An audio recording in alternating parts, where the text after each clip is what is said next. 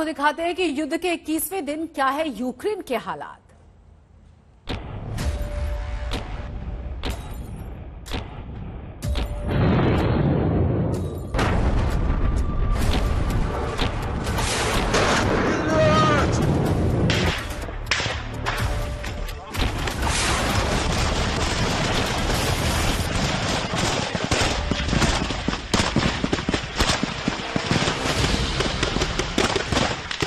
इक्कीसवें दिन भी रूस और यूक्रेन के बीच भीषण जंग जारी,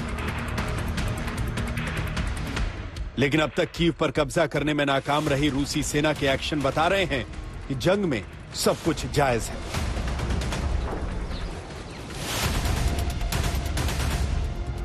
इस वीडियो को जारी करते हुए एक जर्मन टीवी चैनल ने दावा किया है कि कीव में रूसी सेना अब नागरिकों को निशाना बना रही है। वीडियो गौर से देखिए।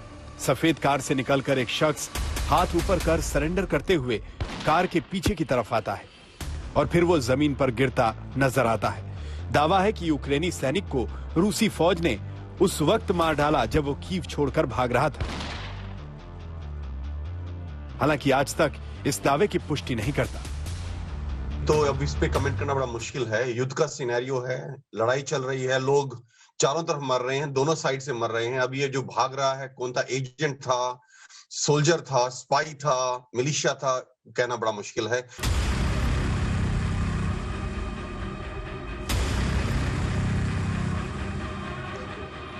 कीव में घुसने के लिए बेताब रूसी सेना को यूक्रेनी सेना की तरफ से जबरदस्त काउंटर अटैक का सामना करना पड़ रहा है।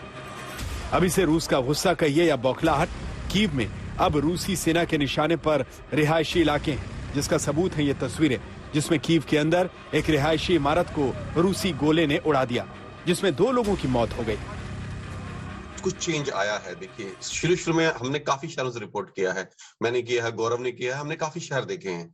देखिए, अब यकीन मानिए आप, इतनी सारी खबरें आ रही हैं इंटरनेशनल मीडिया में, बाकी मीडिया में, हमने अब तक एक भी जहाज शहरों के ऊपर नहीं देखा, एक भी मिलिट्री एयरक्राफ्ट। आज 20वां दिन हो गया। देखिए, और वॉर जोन में रहे हैं, मरियापोल में रहे हैं, ज़पोरिज़िया में रहे हैं, नहीं देखा अब तक।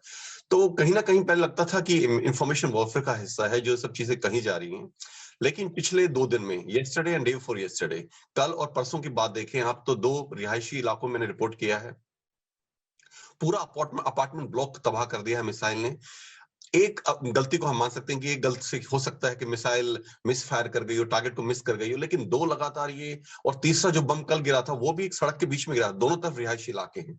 तो कहीं ना कहीं इस लड़ाई में ये एक बदलाव देखने को मिल रहा है। कारण क्या है इसका? देखिए, हो सकता है कि वो डेलिबरेटली टारगेट कर रहे हो सकता है, लेकिन ये भी हो सकता है कि उनमें उनको कोई इंटेलिजेंस मिली हो कि इस तरह के मिलिट्री या मिलिशिया के लोग उसमें रह रहे हैं, उनको वहां रखा गया है या कोई इक्विपमेंट रखा गया है। ये भी एक कारण हो सकता है। लेकिन कल जो मैंने देखा ये अकादमियों में, वहां तो सिर्फ एक घर ही घर है और कुछ भी नहीं है। तो या तो ये मिस्टेक है या फिर कोई चेंज ऑफ स्ट्रेटजी है।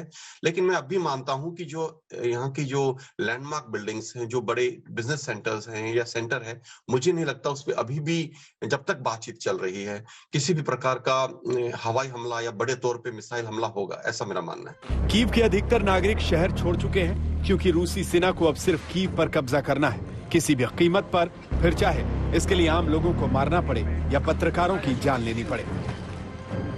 मंगलवार को 3 पत्रकार रूस और यूक्रेनी सेना के बीच फायरिंग का शिकार हो गए, जिसमें से 2 की मौत हुई। यह हमला फॉक्स न्यूज टीवी पर हुआ था जब वो कीव के पास कवरेज कर रही थी। इस दौरान रूस की सेना ने उन पर गोलीबारी शुरू कर दी। इससे पहले 13 मार्च को भी एक हमले में एक अमेरिकी पत्रकार की मौत हुई थी। Fox News cameraman Pierre Shashevsky has died in Ukraine. Удару російських військ загинули ще 2 журналістів. रूसी सेना के आर्टिलरी फायर में 2 और पत्रकारों की मौत हो गई। फॉक्स न्यूज के पत्रकार और एक अन्य पत्रकार की मौत हो गई। ये कीव रीजन में बमबारी के शिकार हुए। ये एक और वजह है जो मांग करती है कि रूस पर पश्चिमी देशों के प्रतिबंध और ज्यादा कड़े होने चाहिए। Посилювати західні санкції проти Російської Федерації.